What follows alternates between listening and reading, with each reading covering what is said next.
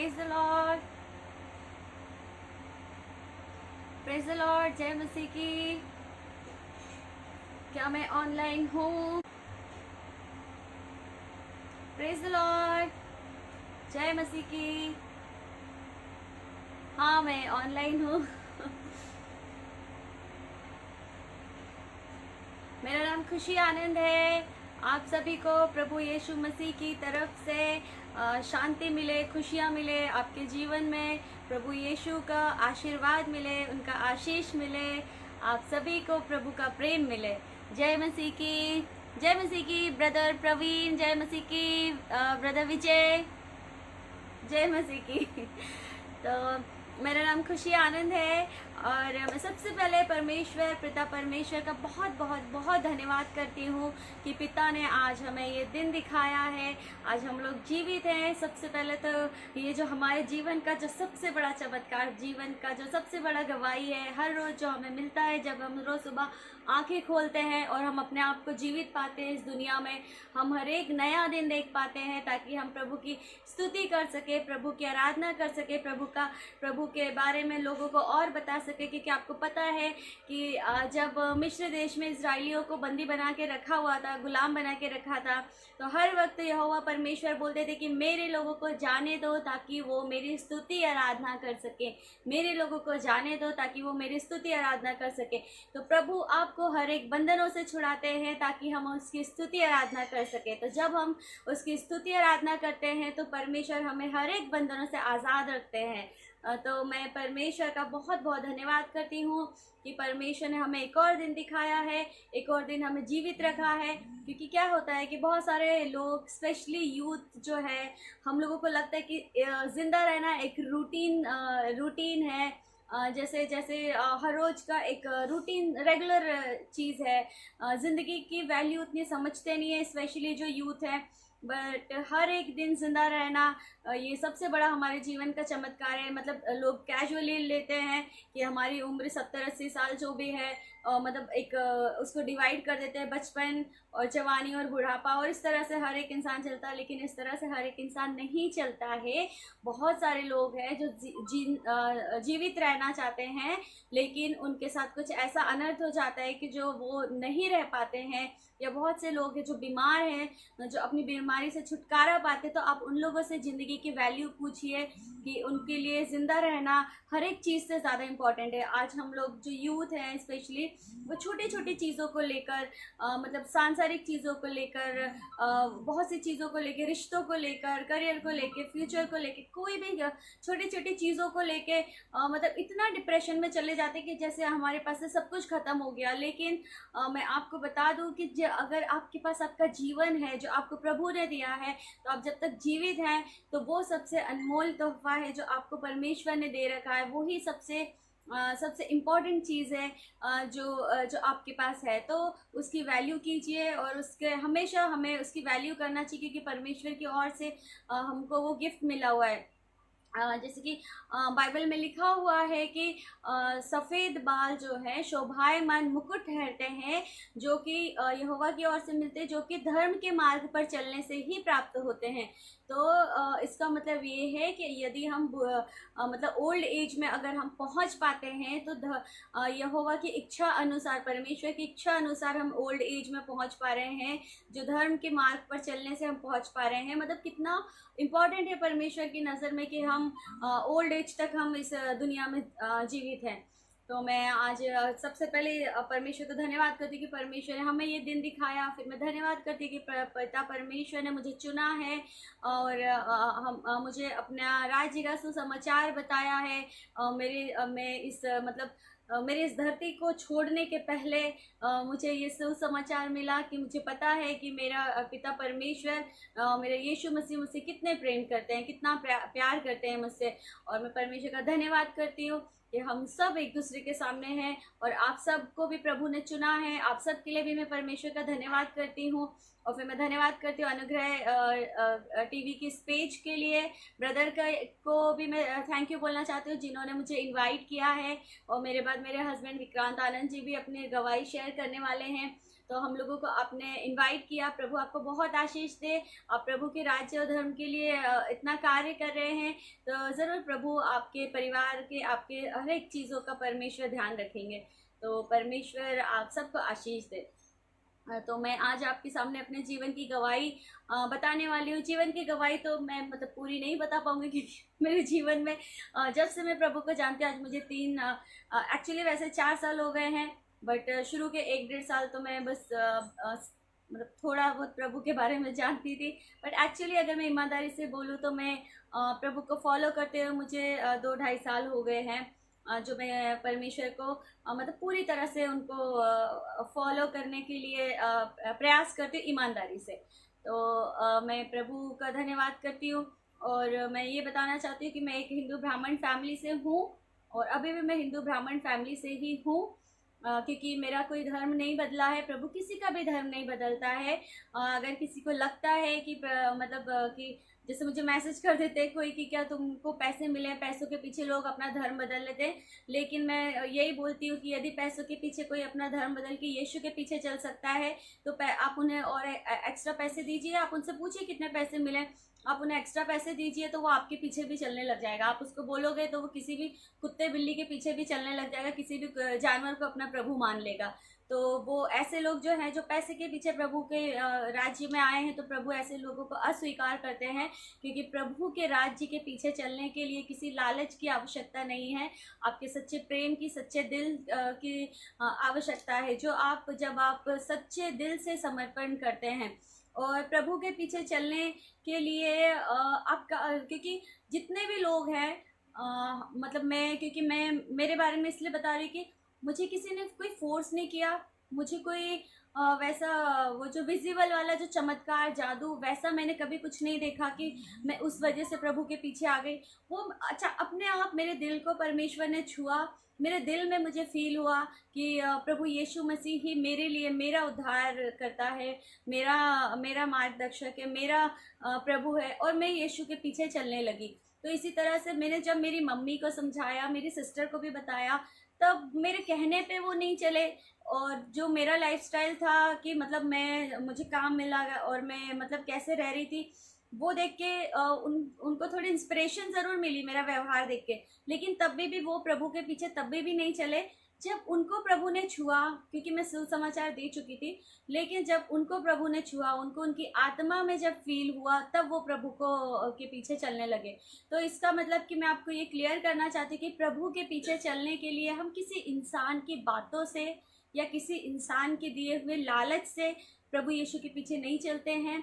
प्रभु यीशु के पीछे से वही लोग चलते हैं जिनके आत्मा में सेटिस्फैक्शन हो जाता है, जो सच में स्वीकार कर लेते हैं। क्योंकि बाइबल में भी साफ लिखा है कि जब तक पिता नहीं चाहता, कोई भी उनके उनके मतलब यीशु के नज़दीक भी नहीं आ पाते हैं।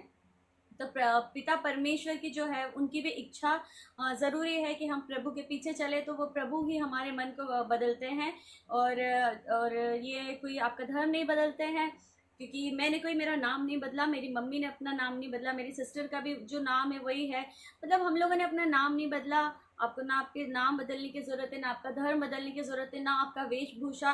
कि मतलब ऐसा नहीं है कि आप प्रभु के पीछे चलने लगे हैं या यीशु के फॉलोअर हैं तो आप बिल्कुल एलियन बन गए हैं, आपका ड्रेसिंग अलग हो गया है, या आपके एक्स्ट्रा कुछ मतलब जो दुनिया से हट कर हो, वैसे नहीं। दुनिया से हट के हमारा मन हो जाता है, हम शारीरिक रूप से, बाहरी रूप से तो वैसे ही है जैसे नॉर्मल लोग रहते हैं, लेकिन हमारा परमेश्वर हमारा हृदय परिवर्तन करता है। जो बाहरी रूप है वो नहीं परिवर्तित करता है, आपका नाम नहीं बदलता, आपका सरनेम नहीं बदलता।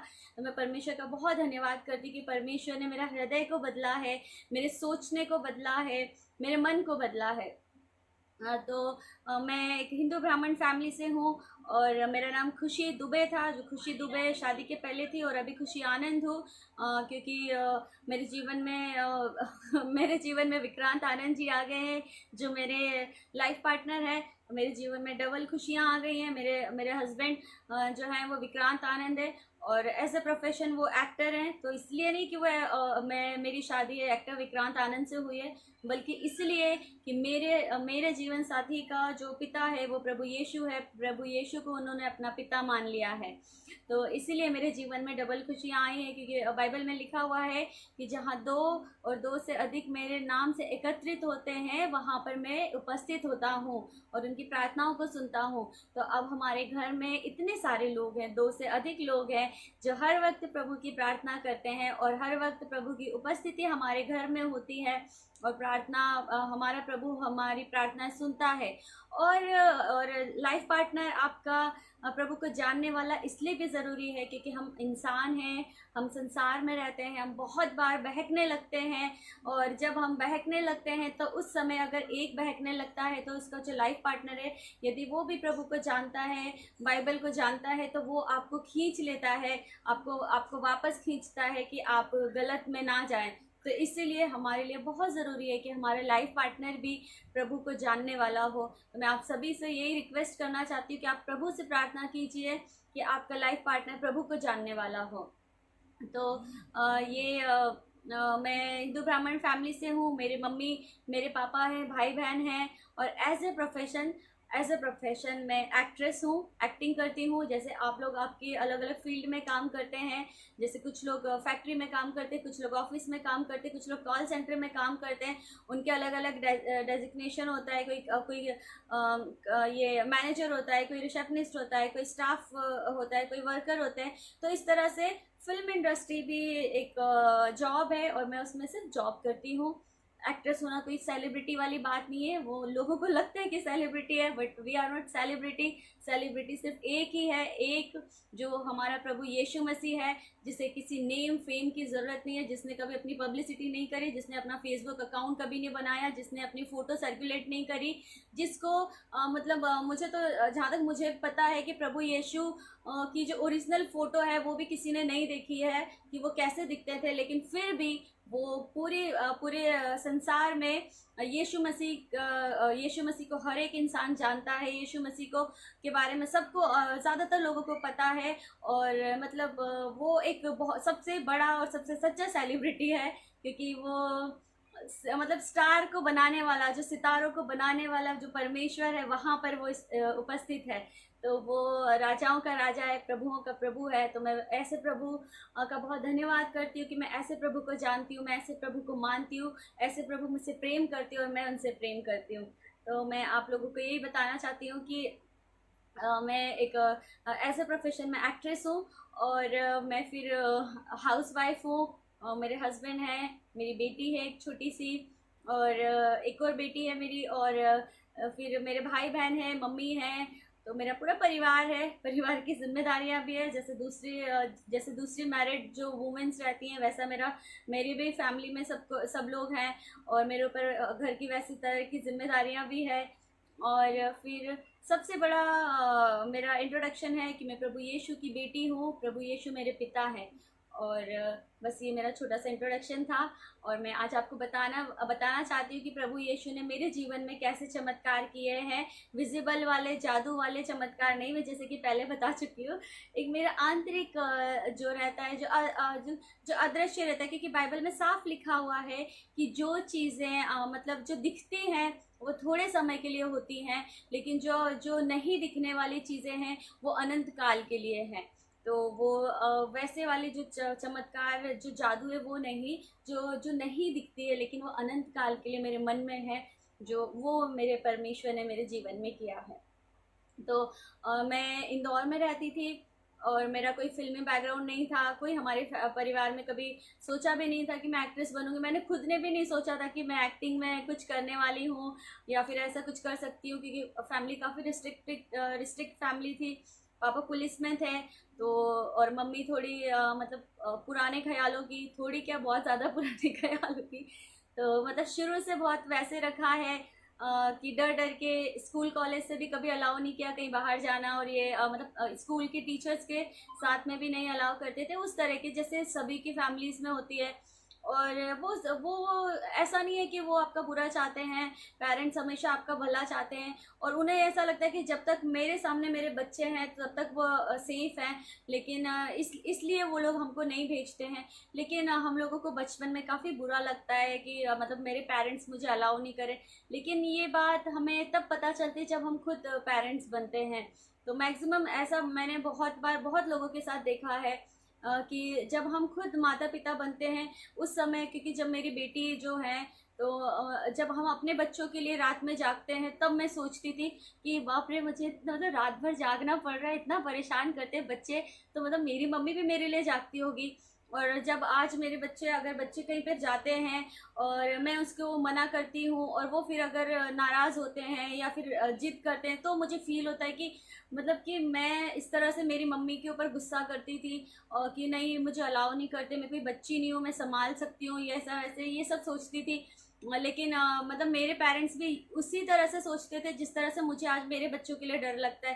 तो ये सब फीलिंग्स मैं तब समझ पाती जब मैं खुद माँ बनी, और मेरे हस्बैंड भी वो फीलिंग्स को समझते हैं जब वो खुद पिता बने। तो मैं आप लोगों को ये एक चीज़ जो सबसे बड़ी आजकल की जो प्रॉब्लम है, मैं आपको ये एक बताना चाहती हूँ कि पहले के ज़माने में क्या होता था कि शादी टाइम पर हो जाती थी। एक एज, जो पर्टिकुलर एज रहती थी उस एज में शादी हो जाती थी। मतलब बिटवीन 20 to 23 की एज में लोगों की शादियाँ हो जाती थी और एक आध बच्चे भी हो जाते थे। तो उस ज़माने में क्या होता था कि हम उसी एज में माता पिता बन जाते थे और फिर उसी एज में माता पिता की फीलिंग्स जो थी, जो एक्सपीरियंस थे, वो हम फील करने लग जाते थे। तो इसीलिए हम लोगों के मन में जो उस समय के जो लोग रहते थे उनके मन में उनके माता पिता के लिए वो प्यार बरकरार रहता था। लेकिन आजकल क्या हो गया है कि हम अपना करियर बनाने में भाग दौड़ में ऐसे लगे हुए हैं कि हमारी शादी ही इतनी लेट होती है। लाइक 30 की एज में हम लोग शादी करते हैं, तो 30 की एज तक तो मतलब जब तक हमारी शादी नहीं, जब तक हमारे बच्चे नहीं हुए, तो हम लोग अपने पेरेंट्स की वो फीलिंग्स को समझ ही नहीं पाते। फिर हमारे बच्चे होते हैं तब तक हमारे माता पिता को हम इतना हर्ट कर चुके रहते हैं। और फिर जब हम रियलाइज़ करते हैं, जब हमारे बच्चे होते हैं और हम जब चीज़ों को रियलाइज़ करना लगते हैं, तो बहुत से लोगों के लिए देर हो चुकी रहती है। और बहुत सारे लोगों के माता पिता उस समय तक रह नहीं पाते हैं। तो मैं यही बता रही कि ये भी प्रॉब्लम है। ऐसा नहीं है कि सिर्फ बच्चे ऐसे हो गए हैं कि वो आजकल माता पिता को प्यार नहीं करते हैं। कुछ ये भी कुछ रीजंस हैं। तो ये भी है। और सबसे बड़ा एक रीज़न है कि मुझे पता है कि जो भी मेरे भाई बहन हैं, जो भी बाइबल पढ़ते हैं, जो यीशु को मानते हैं, उनको पता है कि सबसे कि यीशु ने हम सबको आज्ञा दी है कि अपने माता पिता की का हमें आदर करते रहना चाहिए। अपने माता पिता के बारे में, मतलब माता पिता के लिए बहुत सारी आज्ञाएं, बहुत सी चीज़ें हैं, तो वो सब दे रखी है। और जब वो जो लोग बाइबल पढ़ते हैं और सिर्फ पढ़ते नहीं है, जो बाइबल को फॉलो करते हैं, यीशु से प्रेम करते हैं, वो 100% अपने माता पिता से प्रेम करते हैं, रिस्पेक्ट करते हैं। और आज तो स्पेशली फादर्स डे है। देखिए, पहले तो फादर्स डे नहीं रहता था, मदर्स डे नहीं रहता था, क्योंकि हर दिन बच्चे अपने माता पिता को वही सम्मान देते थे, वही प्रेम करते थे। लेकिन शायद हमें रियलाइज़ कराने की ज़रूरत है, हमें याद दिलाने की ज़रूरत पड़ती है कि भाई एक दिन अपने माता पिता को याद करो। तो लेकिन मुझे पता है कि मेरे भाई बहन जो प्रभु को जानते हैं उनके लिए कोई स्पेशल डे नहीं है फादर्स डे सेलिब्रेट करने के लिए। अब बिना फादर्स डे के भी मैं क्योंकि मैं प्रभु को जब से जानती हूँ, उसके पहले से भी थोड़ा गुस्सा ज़रूर करती थी, लेकिन जब मैं प्रभु को जानने लगी उसके बाद से मैं मेरे माता पिता से और ज़्यादा प्रेम करने लगी, क्योंकि मुझे माता पिता का प्रेम, एक्चुअली मुझे प्रेम के बारे में समझ आने लगा है। मैंने मेरी मम्मी को पहले बहुत बार लड़ाई हुई है, रुलाया है, लेकिन आप यकीन मानिए कि कभी मैंने उनको सॉरी नहीं बोला उस तरह से कि मैं उनके गले लिपट के मैं उनको सॉरी बोलूँ। लेकिन आज मुझे बताने में बिल्कुल शर्म नहीं है कि अभी भी मेरी कभी कभी लड़ाई हो जाती है। ऐसा नहीं है, मैं प्रभु को मैं जानती हूँ तो अभी नहीं होती। कभी कभी मैं अभी भी मैं मम्मी से कुछ मतलब मम्मी जब मुझे डांटती वाटती हैं तो मैं कभी कभार मम्मी को कुछ ऐसा हर्ट कर देती हूँ। लेकिन आज मुझ में वो हिम्मत है कि मैं खुद जाती हूँ, सॉरी बोलती हूँ, जबकि मेरे खुद के बच्चे हैं। मैं खुद जाती हूँ, सॉरी बोलती हूँ, मम्मी के गले लगती हूँ और वो सब कुछ ठीक हो जाता है। मेरी मम्मी भूल जाती है, मुझे माफ़ कर देती है। मेरे पापा से मैं अभी भी नाराज़ होती हूँ तो मेरे पापा से मैं अभी भी मैं सॉरी बोलती हूँ, अगर मुझे ऐसा फील होता है कि मेरी गलती है। और अगर मेरी गलती नहीं भी रहती तो भी मैं आज मतलब प्रभु ने मेरे हृदय को ऐसा बनाया है, मुझे समझ में आने लगा है कि सबसे बढ़कर प्रेम है। तो मैं अपने माता पिता को एक बार सिर्फ सॉरी बोलती हूँ और मेरे माता पिता मुझे गले लगा लेते हैं। और मुझे मतलब उनको इतनी खुशी मिलती है, इतनी खुशी मिलती है कि वो मतलब मेरी बड़ी से बड़ी गलती भी भूल जाते हैं। तो वो सेम चीज़ है, जब मेरे बच्चे अगर मुझे ऐसे मुझे हर्ट करे लेकिन वो आके मुझे सॉरी बोलते हैं, मैं सब भूल जाती हूँ। तो ऐसा हमारे माता पिता का हमारा प्रेम होता है। आज फादर्स डे है, तो आप सभी को हैप्पी फादर्स डे। और आप सभी, मुझे पता है आप सभी ने विश किया होगा अपने पिताजी को, अपने मम्मियों को, और स्पेशली मम्मियों को भी विश कीजिए। क्योंकि मैं एक बात बताती हूँ मेरे पापा के बारे में। मेरे पापा से अगर हम भाई बहन कुछ बोलते हैं, किसी चीज़ पे बहस करते हैं, तो मेरे पापा उतना माइंड नहीं करते, इग्नोर करते। लेकिन अगर हमारी मम्मी को हर्ट करते हैं तो मेरे पापा को ज़्यादा दुख होता है। तो पापा ऐसे होते हैं कि जो परिवार के हर एक सदस्य का दिल अपने दिल से जोड़ के रखते हैं। तो अगर परिवार के किसी भी सदस्य को हम हर्ट करते हैं तो वो सीधे हमारे जो पापा रहते हैं, मम्मी रहते हैं, मम्मी को भी बुरा लगता है अगर भाई बहन आपस में लड़ते हैं, हम पापा से लड़ते हैं तो। लेकिन जो पापा जो रहते हैं वो अपनी फीलिंग्स एक्सप्रेस नहीं कर पाते, बता नहीं पाते हैं, क्योंकि उनके ऊपर जिम्मेदारियां भी रहती है। तो यदि आप आपकी मम्मी को भी वैसे ही रिस्पेक्ट कीजिए, मम्मी को भी वैसे ही प्रेम कीजिए। और जैसे मैं मेरे पापा के लिए मैं बता रही थी कि मुझे किसी स्पेशल डे की ज़रूरत नहीं है कि फ़ादर्स डे है तभी मैं मेरे पापा को कॉल करके विश करूँ, फ़ादर्स डे तभी मैं कुछ गिफ्ट दूँ। मैं ऐसे भी, मुझे मेरे पास अगर जब भी मेरे पास कुछ रहता है, मैं मेरे पापा के लिए कुछ लेती हूँ, मेरी मम्मी के लिए कुछ लेती हूँ, बहुत छोटी छोटी चीज़ें भी लेती हूँ, तो भी वो बहुत खुश हो जाते हैं। मतलब मेरे पापा पुलिस में थे, he can afford very well, कुछ भी वॉट एवर ही वॉन्ट, उनको अभी मतलब पेंशन मिलती है, तो वो शुरू से वो चाहे कुछ भी है वो खरीद सकते हैं। बट मैं अगर उनको एक सस्ता सा शर्ट भी ला के देती हूँ तो वो मेरे पापा इतने खुश होते हैं, इतने खुश होते हैं, और मेरे सामने यूँ प्रिटेंड करते हैं कि लाइक अरे ओ माय गॉड तूने अच्छा हुआ मुझे ये ला के दे दिया, ये तो मैं लेना चाहता था, मैं ले नहीं पा रहा था काफ़ी समय से। तो ऐसा हमारे पापा का प्यार होता है।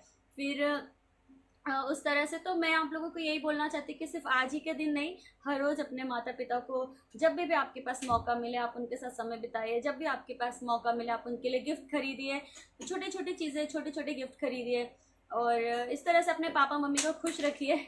तो और फादर्स डे है, विश करिए, अगर नहीं किया है तो अभी आप विश कीजिए, अभी उनसे बात कीजिए।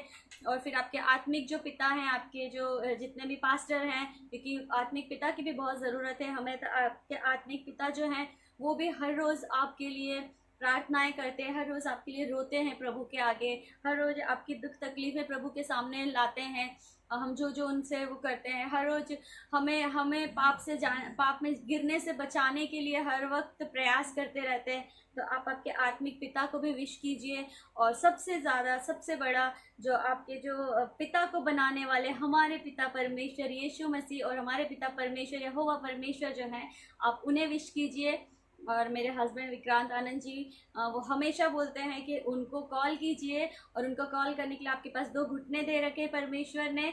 ये जो 2 घुटने हैं वो आपका मोबाइल फ़ोन है। जब आप एक घुटना ज़मीन पे रखते हैं तो बेल जाती है, जब दूसरा घुटना रखते हैं तो फ़ोन लग जाता है परमेश्वर को, और फिर वो फ़ोन लगाइए, उन्हें विश कीजिए कि अब्बा पिता, आज पिता परमेश्वर, आज हैप्पी वो फादर्स डे है, तो मैं आपको विश करता हूँ। आज मैं फादर्स डे पे आपको गिफ्ट करना चाहता हूँ, जो आपने आज आप अपने मन में बना के रखिए कि आपके अंदर ऐसी कौन सी चीज़ें थी कि जो आप बहुत टाइम से अपने आप को वो चीज़ चेंज करना चाहते थे लेकिन आप चेंज नहीं कर पा रहे, जो कि बाइबल के अनुसार गलत है। आप वो गिफ्ट दीजिए कि जैसे कि मेरे अंदर ऐसा है कि मुझे बुरा लग जाता है तो मैं उसके बारे में सोचने लग जाती थी। अभी काफ़ी चेंज हो गया है ये, अभी बस थोड़ा सा रह गया है। लेकिन क्या होता था कि जैसे मुझे कोई हर्ट करता था तो वो मैं सोचती थी, मैं उसको माफ़ नहीं कर पाती थी, मैं सोचती थी कि उसने मुझे ऐसा हर्ट किया है, और मैं उसके बारे में सोचती रहती थी। और फिर ये भी सोचती थी कि जब वो दोबारा मुझे मिलेगा तो मैं इस बार उसको क्या जवाब दूंगी, उसने मुझे ऐसा ऐसा बोला कि नेक्स्ट टाइम मैं उसको ऐसे जवाब दूंगी मैं भी सुन के नहीं रहूँगी। तो इस तरह से मैं मतलब उसके बारे में सोचती थी, तो मेरी ये आदत थी। तो मैंने परमेश्वर को बोला कि परमेश्वर मुझे ये अपनी आदत चेंज करनी है। तो ऐसे हम सब में कोई ना कोई आदत होती है। तो आज आप फादर्स डे पे अपने जो पिता परमेश्वर हैं उनको आज आप गिफ्ट दीजिए कि खुदावन परमेश्वर, आपकी बाइबल की आज्ञाओं के अनुसार यदि मैं कोई आज्ञा तोड़ रहा हूँ जिसको मैं नहीं तोड़ना चाहता हूँ, मैं कोशिश कर रहा हूँ कि मैं ये आज्ञा ना तोड़ूँ लेकिन मैं नहीं कर पा रहा हूँ, तो मैं आज आपको तोहफे में वो देता हूँ, अपना वो मन आपको देता हूँ कि प्लीज़ आप उस आदत को मेरे बदलिए, उस आदत को बदलने के लिए आप मेरी मदद कीजिए। कि यदि मैं झूठ बोलता हूँ तो मैं झूठ ना बोलूँ, आप उसके लिए मेरी मदद कीजिए। यदि मैं गुस्सा करता हूँ तो प्लीज़ परमेश्वर, मैं अपने अपने मन को, अपने गुस्से को प्रभु यीशु के नाम से इसी वक्त ख़त्म करता हूँ और आपको मैं गिफ्ट देता हूँ। जैसे आप फास्टिंग करते हैं, जैसे एक पास्टर हैं, मैंने उनका प्रीचिंग सुना था, उन्होंने कहा कि लोग फास्टिंग करते हैं तो फास्टिंग मतलब कि खाना क्या होता था कि उस समय में इंसान की लाइफ में सबसे इम्पॉर्टेंट होता था खाना, क्योंकि उस समय इतनी आसानी से सब कुछ नहीं मिलता था पहले के समय में, खाना पीना ये सब। तो उस समय खाना मिलना मतलब बहुत बड़ी बात थी। तो लोग फास्टिंग करते थे, परमेश्वर को अपने डेडिकेशन दिखाते थे कि मतलब मैं फास्टिंग करूँगा ये खाना ना खाकर, भूखा रहकर। तो आज आप वो फास्टिंग कर सकते हैं। यदि आपके अंदर कोई भी बुरी आदत है तो उस आदत के लिए फास्टिंग कीजिए। जब भी वो आदत आपके मन में करने की इच्छा हो रही है तो उस समय वो अपना याद कीजिए, नहीं नहीं नहीं मैं आज फास्टिंग पर हूँ, मुझे ये मेरी जो आदत है, मुझे गुस्सा आ रहा है, नहीं नहीं मुझे गुस्से पर कंट्रोल करना है क्योंकि मैं फास्टिंग पर हूँ। मैंने अपने गुस्से का फास्ट रखा है, मैंने अपने जेलस का फास्ट रखा है, मैंने किसी को इंसल्ट ना करने का फास्ट रखा है। कुछ भी जो भी आप गलत कर रहे हो, क्योंकि हम सब कुछ ना कुछ गलत करते हैं। मैं भी अभी तक बहुत सी चीज़ें जो गलत करती हूँ, सब लोग गलत कर पाते हैं, क्योंकि देखिए हम मनुष्य हैं और हम लोग प्रभु यीशु मसीह के जितने पवित्र और प्रभु यीशु के जितने सिद्ध कभी नहीं बन सकते हैं, लेकिन हम हर वक्त कोशिश कर सकते हैं। वो मेहनत हम प्रभु को दिखा सकते हैं कि हम बनना चाहते हैं।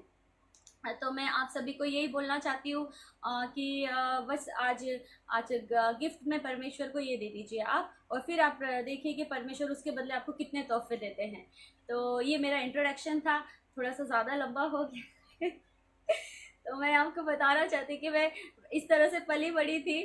और फिर और वो इसलिए बोला कि क्या आज फादर्स डे था तो मैं सोची मैं कुछ शेयर करूँ आपको। तो मैं फिर इस तरह से पली बड़ी, और फिर मैं जब बड़ी हुई और मेरी मेरी कुछ फ्रेंड्स थे, वो ऑलरेडी मुंबई में रहती थी, और वो एक्ट्रेस थी। तो मेरी उनसे फ़ोन पे बात होती रहती थी। तो वो उसने मुझे कहा कि तू भी ट्राई करना, तो तेरे को भी ट्राई करते रहना चाहिए, क्योंकि मेरे स्कूल कॉलेज में मैं कभी कभी डांस वांस करती रहती थी और वो लोग सब मुझे बोलते थे कि हाँ तू बहुत अच्छा डांस करती, इस तरह से मुझे इनकरेज करते थे। बट कभी सोचा नहीं था, क्योंकि जिस तरह का मैंने फैमिली बताया, तो हमारी फैमिली में तो बिल्कुल मतलब ऐसा ही था कि मतलब बहुत बड़ी बात थी कि एक्ट्रेस नहीं बन सकते। मुंबई, पहली बात तो मुझे मुंबई आने ही नहीं देते, लेकिन प्रभु की योजना थी। मैंने एक बार मम्मी पापा से पूछा कि मेरी फ्रेंड्स जो हैं, आप इनको जानते हो, वो लोग मुंबई में रह रही है और वो उन लोगों ने टीवी में काम किया है, तो मैं भी ट्राई करूँ क्या? तो उन लोगों ने कहा कि हाँ ठीक है, एक बार ट्राई कर लो, क्या जाता है। और वो, लेकिन उनका घर वर सब ठीक है ना, इस तरह से थोड़ा सा उन्होंने करा, लेकिन एक बार मैं हाँ कर दिया और मैं भी बहुत शॉक्ड हो गई। और मैंने कहा कि नहीं, मौका अच्छा है, निकल जाओ खुशी इसके पहले कि ये लोग अपना मन बदले। तो मैं मुंबई आई, और फिर मुंबई आने के बाद में मैंने ऑडिशन दिया, क्योंकि वो मेरा पहला और आखिरी चांस था मेरे घर से बाहर निकलने का।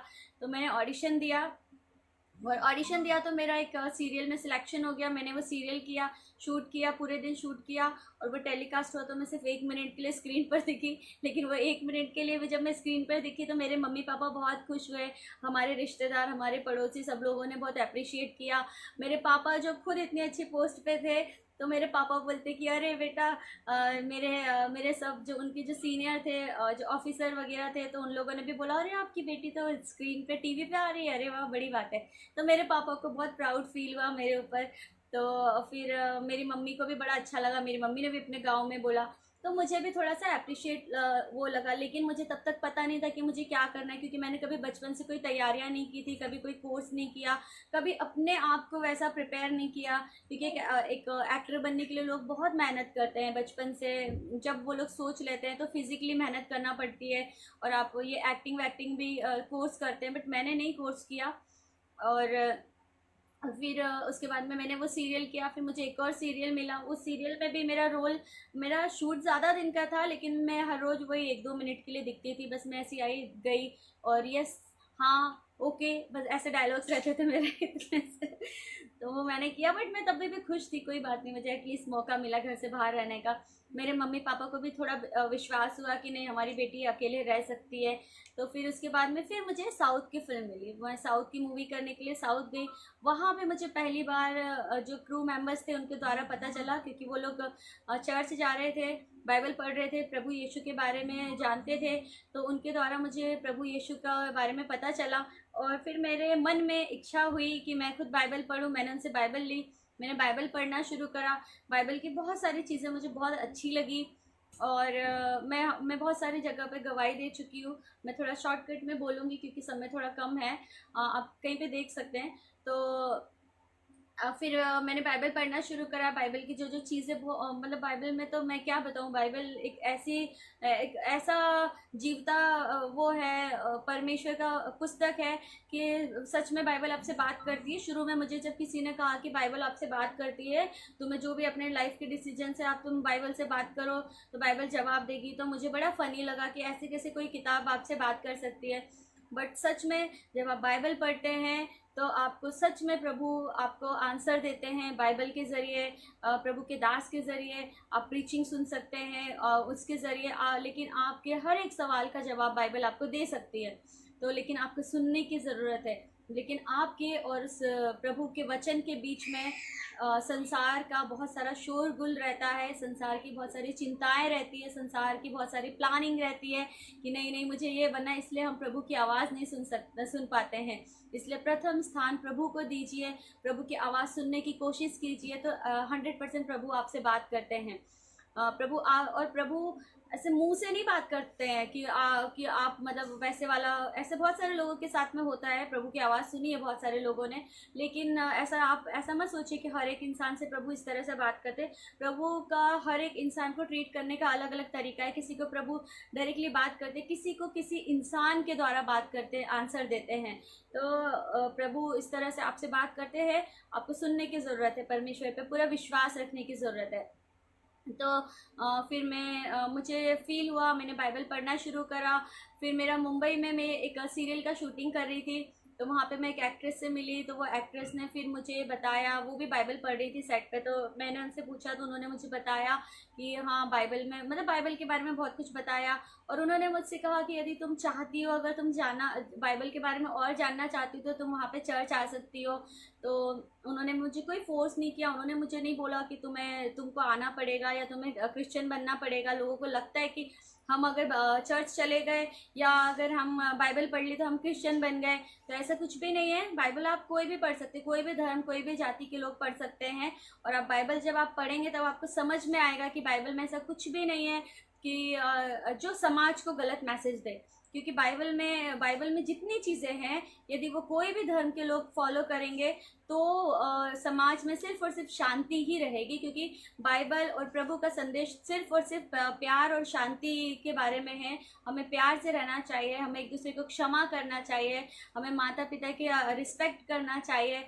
और जो प्रभु यीशु ने कहा कि व्यभिचार मतलब कि फिजिकली व्यभिचार नहीं, हमें अपने अपने मन से भी किसी के बारे में बुरा मतलब गंदा विचार लाके व्यभिचार होता है, वो भी नहीं करना चाहिए। तो आज कितनी सारी चीज़ें आप सुनते हो, किसी स्त्री के साथ में कुछ गलत हो रहा है, किसी लड़की के साथ में, और इवन लड़कों के साथ में भी बहुत गलत होता है आजकल।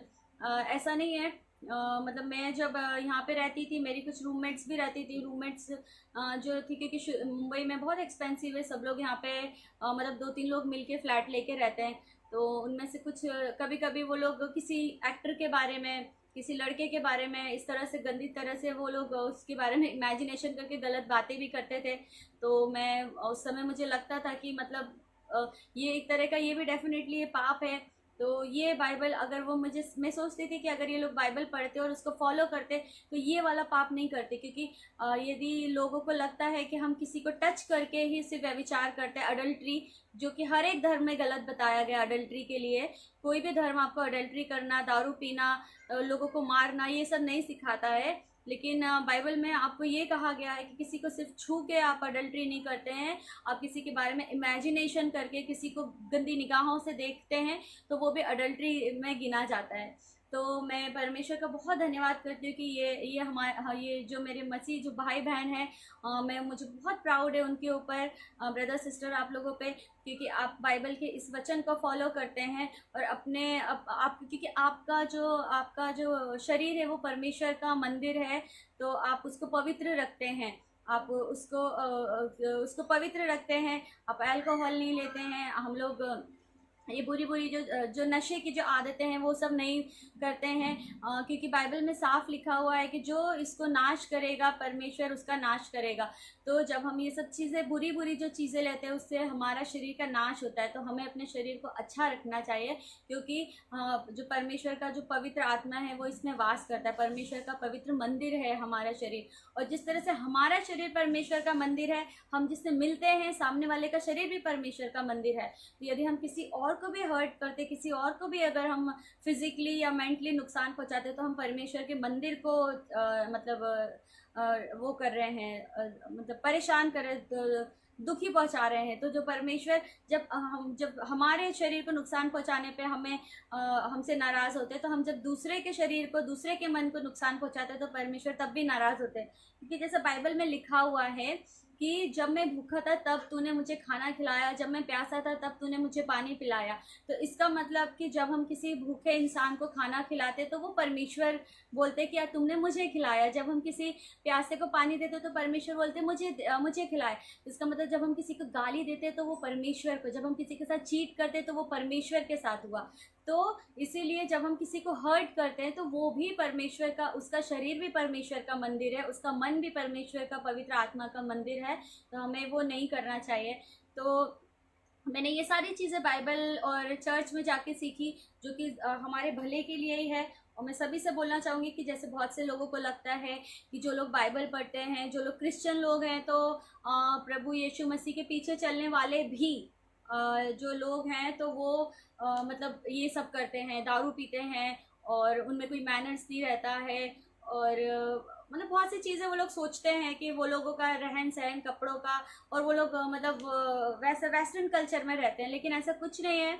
जो प्रभु को मानने वाले हैं, जो प्रभु को सच में प्रभु का भय मानते हैं, जो सच में प्रभु से प्रेम करते हैं, बाइबल हमें कभी नहीं बोलती कि तुम शराब पियो और हुड़दंग करो, किसी को परेशान करो।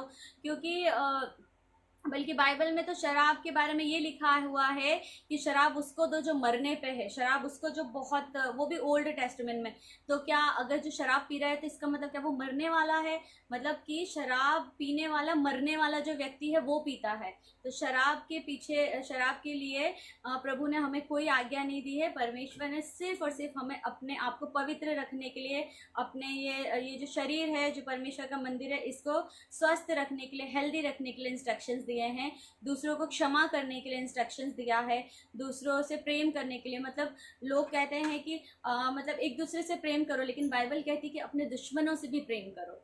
तो अगर हम अपने दुश्मनों से प्रेम करेंगे, हम सबको क्षमा करेंगे और इस तरह से रहेंगे, तो डेफिनेटली समाज में तो शांति ही रहेगी। समाज में कोई एक दूसरे से नफरत नहीं करेगा, कोई एक दूसरे का बुरा नहीं करेगा। क्योंकि बाइबल में जो सबसे बड़ी जो आज्ञा दी गई है, जो प्रेम के बारे में बताया गया है बाइबल में, कि प्रेम में जलन नहीं होती, प्रेम बड़ी बड़ी डींगे नहीं मारता। सबसे बड़ी बात कि प्रेम चोटों का हिसाब नहीं रखता है।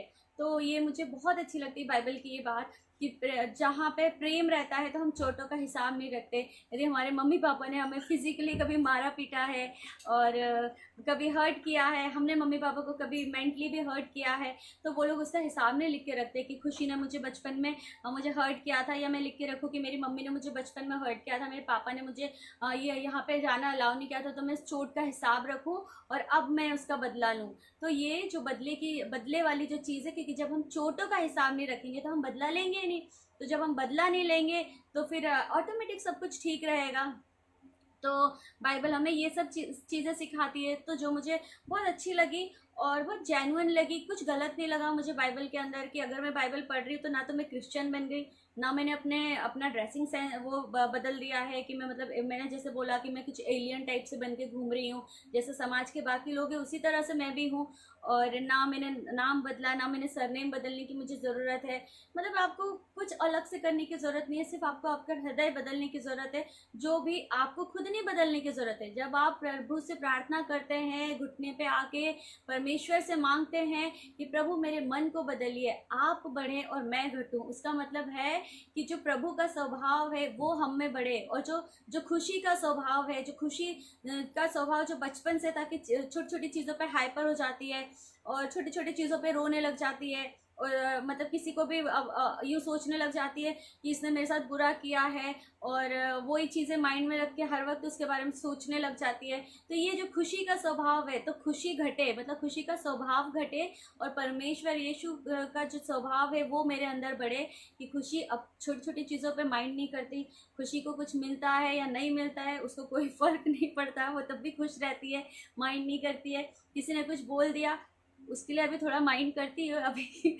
अभी भी मतलब कुछ ऐसा हर्ट हो जाता है तो अभी भी मैं थोड़ा सा करती हूँ, लेकिन थोड़ी देर बाद मैं भूल जाती हूँ कि ठीक है, प्रभु ने कहा है क्षमा करने के लिए, तो वो मैं क्षमा कर देती हूँ। लेकिन एक और बात है, बाइबल में कहा है कि मतलब तुम खुद मत लड़ो, तुम्हारा मुकदमा प्रभु के ऊपर छोड़ दो, प्रभु तुम्हारा मुकदमा लड़ेगा। तो मैं ये भी नहीं करती हूँ कि मतलब छोटी छोटी बातों पे मैं बोल दूँ कि इसने मुझे ऐसा बोल दिया, मुझे हर्ट कर दिया, अब प्रभु आप मेरा मुकदमा इससे लड़ो। तो नहीं, इस तरह से हमें नहीं बोलते रहना चाहिए, हमें हमें हमेशा क्षमा करना चाहिए। और हमें सोचना चाहिए कि सामने वाले ने हमसे ये बिहेव किया है, तो कुछ उसका उसका भी कुछ रीज़न है, प्रभु उसके मन को बदले। और इस तरह से हमें करना चाहिए, क्योंकि हमें, अगर हम ये बोल रहे हैं कि अपना मुकदमा प्रभु को दे रहे हैं खुद बोल कर, तो इसका मतलब कि हम तो उसको सज़ा दे रहे हैं, हमने कैसे उसको माफ़ कर दिया। तो माफ़ करना मतलब कि आप सच में उसे माफ़ कीजिए, अपना मुकदमा मत दे दीजिए प्रभु को, क्योंकि आप जानते हो प्रभु, मतलब प्रभु को अगर आप आपका मुकदमा दे देंगे तो फिर प्रभु ने अगर आपका मुकदमा लड़ा तो सामने वाले का क्या होगा। तो वो एक तरह से यही है कि माता पिता है, माता पिता के 4 बच्चे हैं, मैं अगर लड़ाई कर ली मेरे भाई से, और फिर मैं मेरे भाई मुझे पता है कि मेरे पापा उसको बहुत मार सकते हैं, बहुत बुरा उसको बहुत पिटाई लगा सकते हैं, और मैं मेरे पापा को बोल रही हूँ कि नहीं अच्छा ठीक है मैं नहीं लड़ती, अभी आप लड़ो उससे, आप मारो उसको, और फिर और पापा फिर मेरी वजह से उसको मार रहे हैं, तो ये तब भी मेरे पापा को ही दुख होगा कि मतलब मैंने इसको मेरी बेटी के लिए मेरे बेटे को मारा, है मेरे बेटे के लिए मेरी बेटी को मारा, तब भी मेरे पिता को दुख होगा। तो वो दुख आप मत पहुंचाइए, और आप उसको सच में क्षमा कीजिए। और कुछ परिस्थितियां रहती है, तो आप बस प्रभु से ये प्रार्थना कर सकते हैं कि प्रभु ऐसी परिस्थितियां ना आए सामने, हम ऐसे लोगों से ना ही मिले। मैं तो हर रोज़ यही प्रार्थना करती कि प्रभु ऐसा मैं ऐसे लोगों से मिलूं ही नहीं जो जो मुझे आपके बाइबल के जो जो आपने जो आज्ञाएं दी है वो आज्ञाएं तोड़ने के लिए मजबूर करे, तो मैं ऐसे लोगों से मिलूं ही नहीं। तो ये प्रार्थना कीजिए। तो इस तरह से मैं बाइबल की सब चीज़ें फॉलो करने लगी, और मैं चर्च जाने लगी, तो प्रभु ने मेरा ना हमेशा मार्गदर्शन किया है। क्योंकि देखिए जब हम बाइबल पढ़ने लग जाते हैं, हमें पता चल जाता है कि हमें क्या करना चाहिए लाइफ में।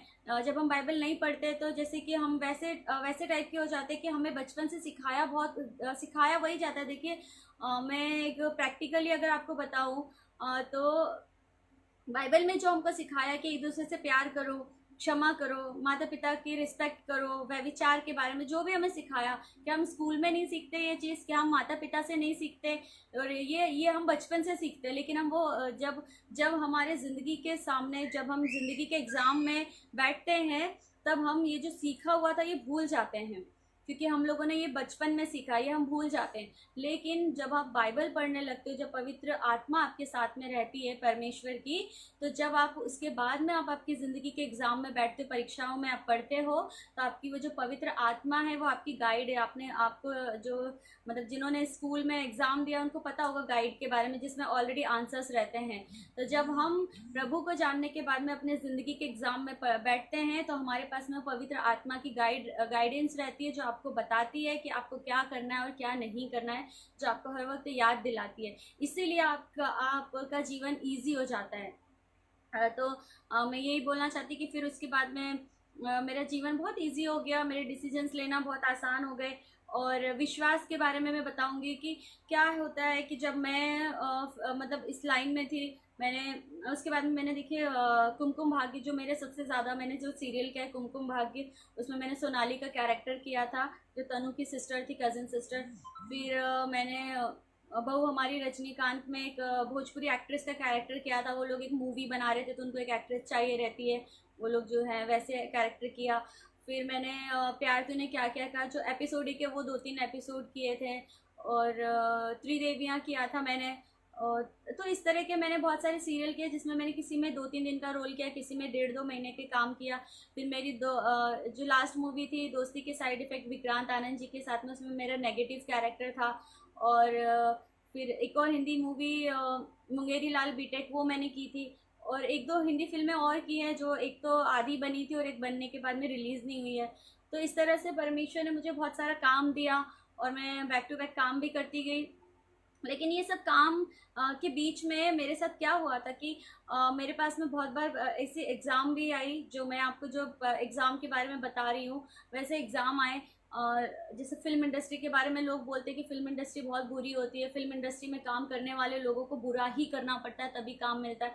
लेकिन मैं आपको क्लियर कर रही हूँ कि कोई भी इंडस्ट्री आपको बुरा करने के लिए उकसाती है। हर एक इंडस्ट्री, जब आपको गलत करना है तो आपको किसी इंडस्ट्री की, किसी जॉब की, कहीं बाहर निकलने की ज़रूरत नहीं। आप आपके घर के अंदर भी गलत कर लेते हैं, लोग घर के अंदर भी लोगों के साथ गलत हो जाता है।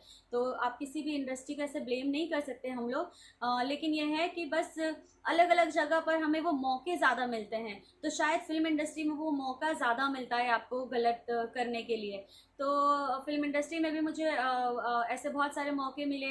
मुझे बहुत सारे लोगों ने ऑफ़र भी किया कि तुम ऐसा कुछ मतलब कुछ ऐसी मूवीज़ के भी ऑफ़र आए जो मतलब जो बाइबल के हिसाब से नहीं करना चाहिए था, बाइबल के अकॉर्डिंग जो गलत रहता है उस तरह के कुछ रोल ऑफ़र हुए। और कुछ चीज़ें ऐसी थी कि जो लोगों, जो मुझे साफ पता था कि बाइबल के अकॉर्डिंग अगर मैं करूँगी तो वो गलत है। जो पवित्र आत्मा आपको क्लियर बता देती है कि ये चीज़ गलत है, मतलब गलत है, उसके लिए कोई माफ़ी नहीं है। लोग बोलते हैं कि जो जो क्रिश्चियन लोग रहते हैं वो हर रोज़ गलतियाँ करते हैं और फिर माफ़ी मांग लेते हैं प्रभु से। लेकिन आप बाइबल में पढ़िए, बाइबल में साफ लिखा है कि जब आपने गलतियाँ, जब आप पहले प्रभु को नहीं जानते थे तब आपने जो गलतियाँ करी उसकी माफ़ी है। लेकिन जब पवित्र आत्मा आपको दे दी गई है, जब पवित्र आत्मा आपको गाइड करी है, तो उसके बाद जो आप गलतियाँ करते हैं उसके लिए कोई माफ़ी नहीं है। तो मैं यही बताना चाहती हूँ कि इस तरह से कुछ ऐसा कुछ नहीं है कि जो लोग प्रभु को जानते हैं वो लोग हर रोज़ गलती करके हर रोज़ माफ़ी मांगते हैं। माफ़ी हर रोज़ इतनी आसानी से नहीं मिलती है, बहुत पश्चाताप करना पड़ता है। और ये भी बात है कि बहुत से लोग जो यूथ रहते हैं उनसे कभी कुछ गलतियाँ हो जाती है तो वो लोग प्रभु से पूरे पीछे हट जाते हैं। वो सोचते हैं क्योंकि शैतान उनको बोलता है कि तुमने एक गलती करी है तब भी तुम्हें नर्क मिलेगा, तो इससे अच्छा तो तुम 10 गलतियाँ करो तब भी नर्क मिलेगा, तो इससे अच्छा आप तुम गलतियाँ ही करो। तो बहुत सारे लोगों को ये भी गलत फहमी हो जाती है और लोग गलत करते हैं। तो मैं यही बोलना चाहती हूँ कि देखिए गलतियाँ बहुत सारे लोगों से हुई है। तो बाइबल में भी बहुत एग्जाम है, लेकिन एक ही गलती करते लेकिन वो परमेश्वर से इतना पश्चाताप करते और उस गलती को दोबारा नहीं दोहराने के लिए, मतलब आप उस आपका पश्चाताप उस लेवल का होना चाहिए। जैसे कहा गया है कि यदि तेरी आंख गलती करे तो उस आंख को अलग कर दो, हाथ गलती करे तो अपना हाथ काट दो। तो आपका पश्चाताप उस लेवल का होना चाहिए कि मुझे ये चीज़ चाहिए ही नहीं। जो मतलब हाथ काट दो इन द सेंस ये नहीं कि आपने हाथ से कुछ करा तो जाके आप फिजिकली हाथ काट दो। आपका पश्चाताप उस लेवल का होना चाहिए कि आप जिस वजह से गलती कर रहे हो वो वजह आपकी ज़िंदगी से आप निकाल दीजिए। आप अगर आपकी आंखों की वजह से गलती कर रहे हो, मतलब आंखों की वजह से आपको कोई चीज़ देखने में अट्रैक्टिव लगती है, वो जो देखने वाला जो मन है उस वजह को आप निकाल दो आपकी लाइफ से। तो वो जो वजह रहती है परमेश्वर उसको बोलते हैं कि आप उसको काट के फेंको आपकी लाइफ से। तो लेकिन पश्चाताप उस लेवल का होना चाहिए कि जो आप जिसकी वजह से गलती करो वो पूरी तरह से आपकी लाइफ से हटाए। तो मेरे सामने भी ऐसे ऐसे बहुत सारे चीज़ें आई, क्योंकि देखिए जब आप प्रभु में रहते हैं तो मैंने बताया कि क्या होता है जब हम चर्च में रहते हैं। चर्च में हमें पास्टर बताते हैं विश्वास के बारे में, हमें समझाते हैं, क्योंकि जब हम चर्च जाते हैं इसीलिए कि हमें पास्टर हमें विश्वास बताते हैं कि हम विश्वास में कैसे आगे बढ़े। क्योंकि देखिए गाइड तो आपको प्रभु यीशु मसीह ही करते हैं, चंगाई आपको प्रभु यीशु मसीह ही देते हैं। लेकिन यीशु मसीह ने भी कहा है कि तुम्हारे विश्वास ने तुम्हें चंगा किया है।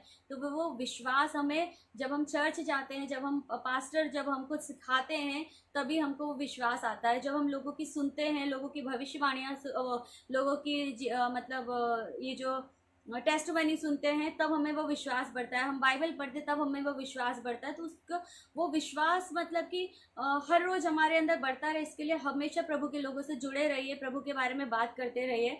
तो हम चर्च जाते हैं, बाइबल पढ़ते, कुछ भी करते, उस वक्त हमें विश्वास रहता है। फिर हम चर्च से बाहर निकलते हैं और लोगों से मिलते हैं थोड़ा बहुत, तो फिर वो विश्वास थोड़ा सा कम हो जाता है। घर आते थोड़ा और कम हो जाता है। फिर हम हमारे घर पर आए और हम जिस प्रोजेक्ट के लिए प्रार्थना करने गए थे चर्च में, उन लोगों का कॉल आया, बोले कि आप रिजेक्ट हो गए हो, तो हमारा विश्वास वहीं पे ख़त्म हो जाता है।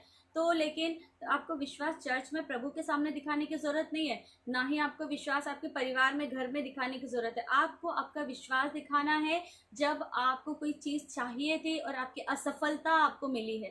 तो आपकी असफलता में जब आप विश्वास दिखाएंगे तब प्रभु आपको उसका फल देते हैं। तो मैंने भी अपने असफलता में प्रभु को विश्वास दिखाया, क्योंकि बहुत बार ऐसा हुआ मेरा सिलेक्शन होने वाला था और मैंने बहुत सारी प्रार्थना करी। और मतलब मैं जिनको जानती थी, मेरे हस्बैंड के ब्रदर हैं, उनका नाम अर्जुन है। तो अर्जुन को भी मैंने कहा कि अरे मुझे ये सीरियल मिलने वाला है, और उनके एक ब्रदर है अजय। मतलब आप सोचिए, सबने मिलकर प्रार्थना करी थी मेरे लिए कि ना दीदी आपका सिलेक्शन हो जाना चाहिए, अब आपको वो सीरियल मिल जाएगा। आगे रह के चैनल वालों ने आपको कॉल किया, आगे रह के सब एग्रीमेंट सब कुछ हुआ। तो फिर मतलब मुझे भी विश्वास था कि वो मुझे मिल जाएगा। लेकिन मैं चर्च वर्च से आई हूँ, बल्कि चर्च से आने के बाद ही ऐसा हुआ कि जब मैं घर आई तो मैंने उनको कॉल किया कि आपको कोई आंसर नहीं आया। तो उन्होंने कहा कि नहीं सॉरी, आपको इस बार नहीं ले रहे हैं, वो किसी और को ले लिया है। तो वो मेरा विश्वास परखने की घड़ी थी कि उस समय भी मैं विश्वास करती हूँ या नहीं करती हूँ। तो लेकिन उस समय मैंने विश्वास किया कि यदि मेरा सिलेक्शन इसमें नहीं हुआ तो इसमें प्रभु की योजना थी, प्रभु नहीं चाहते थे कि मैं ये काम करूं, प्रभु ने मेरे लिए कुछ और रखा है। तो वो आप सबके जीवन में ऐसा होता है कि विश्वास आपको काम होने के पहले दिखाने का ज़रूरत नहीं है। जब आप चर्च में है तब विश्वास आपका नहीं गिना जाता है, लेकिन जब आपको वो चीज़ नहीं मिलती तब आपका विश्वास देखा जाता है। तो वो उस समय यदि आप विश्वास दिखाएंगे, तो जैसे बाइबल में कहा है कि राई के दाने के बराबर अगर तुम विश्वास करोगे, तो हम उस समय जो वो राई के दाने के बराबर का विश्वास दिखाते हैं। तो राई का दाना जब जमीन पे बोया जाता है तो वो जमीन के ऊपर बहुत फलता है बहुत जगह पर। तो जब हम परमेश्वर को राई के दाने का वो विश्वास दिखाते हैं तो परमेश्वर हमें उसका प्रतिफल देते हैं, उतना ज़्यादा जो एक राई का दाना जो पूरे पृथ्वी पे फैल जाता है और इतनी सारे, तो उतना हम लोगों को परमेश्वर आशीष देते हैं। तो मैं एक और जो है जो एक सिस्टर हैं उनके बारे में भी मैं बताऊंगी। वो रांची में रहती हैं, प्रभु के काम करते रहती हैं, और मतलब वो बहुत प्रभु को वो करती हैं।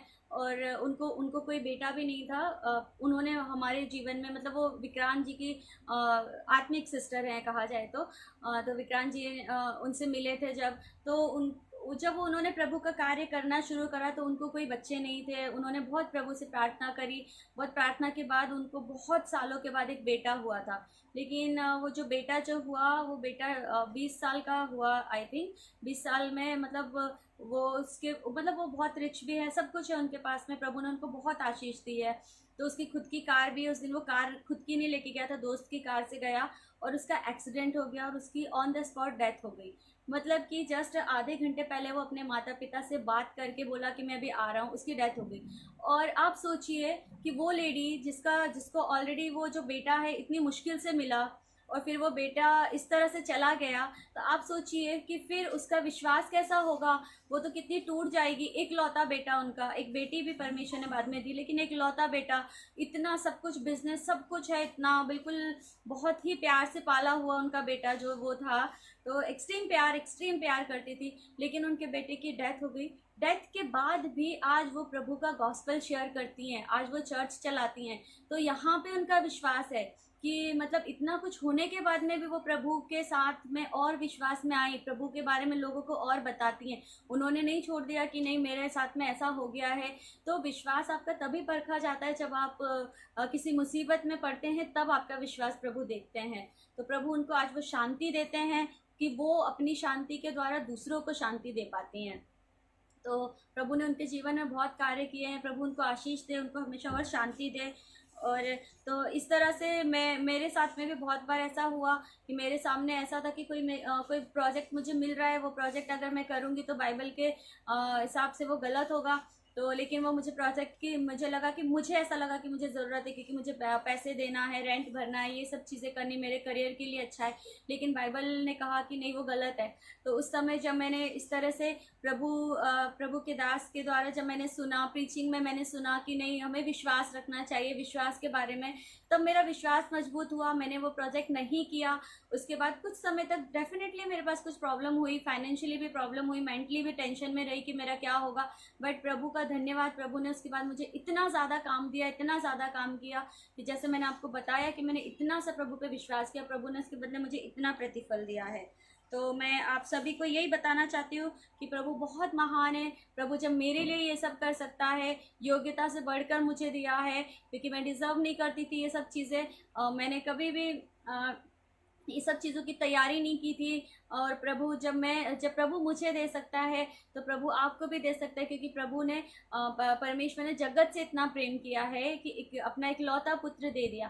तो उसमें बाइबल में लिखा है कि परमेश्वर ने जगत से प्रेम किया है। तो जगत में सब लोग हैं, मैं हूँ और ब्रदर प्रवीण है, ब्रदर विजय हैं, और ये सोना सिस्टर, और ब्रदर संदीप, जोएल ब्रदर ये सब सब लोग हैं। आप सबसे प्रभु प्रेम करते हैं। ब्रदर विजय कुमार, ब्रदर प्रवीण, आप सबसे प्रभु प्रेम करते हैं। तो जब मुझसे प्रेम कर सकते हैं, जब मुझे ये आशीष दे सकते हैं, मुझ पे ये अनुग्रह कर सकते हैं, तो आप पे क्यों नहीं करेंगे। ब्रदर सिस्टर कृति, आपके ऊपर भी डेफिनेटली परमेश्वर वो सब आशीष देंगे। क्योंकि मैंने बताया कि मेरा जो राज था, जो सिंपल कि मैं आज मतलब कैसे प्रभु ने मेरा जीवन बदला, तो सिंपल सा था। मैं चर्च जाती थी, चर्च में जो चीज़ें सुनती थी वो चर्च में सुनने के बाद सिर्फ चर्च में नहीं भूल जाती थी, वो मैं आकर उस चीज़ पे, जब हम स्कूल जाते हैं तो स्कूल में हमारी टीचर हमको कुछ सिखाती है, तो अगर हम सिर्फ स्कूल में सुन के रह जाएंगे तो हम भूल जाते हैं। घर पे आके हमें होमवर्क देती है, तो आप घर पे भी आके इस पर होमवर्क कीजिए और ज़्यादा उस पर सोचिए, परमेश्वर के साथ समय बिताइए और परमेश्वर से प्रार्थना कीजिए और ये बाइबल पढ़िए, तो डेफिनेटली आपका विश्वास बढ़ेगा। और जब आप प्रभु के साथ में ईमानदार रहेंगे तो परमेश्वर आपको आशीष देंगे उससे ज़्यादा ईमानदारी से, जो प्रभु ने जो आपने कभी सोचा भी नहीं होगा, प्रभु वो सब चीज़ें आपको दे सकते हैं। और फिर प्रभु ने इस तरह से मेरे जीवन में बहुत सारे काम किए।